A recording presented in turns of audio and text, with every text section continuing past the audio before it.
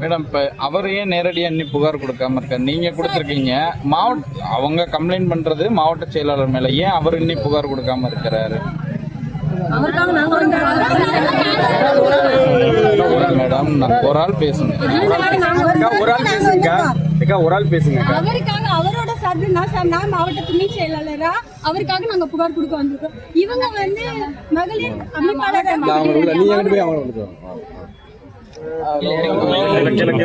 மதுரை மாவட்ட மகளிர் அணி அமைப்பாளராக இருக்கேன். நாங்க கஷ்டப்படுற குடும்பம் தான். எங்க வீட்டுக்காரர் ஆட்டோ ஓட்டாரு.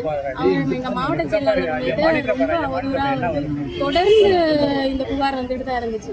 எங்க அண்ணன் கூட அப்ப லேடிஸ் வேண்டாம் அப்படின்னு சொல்லியிருந்தாரு. ஏன்னா நாங்க அப்பவே நடவடிக்கை எடுத்திருந்தோம்னா இவ்வளவு தூரத்துக்கு வந்திருக்காது.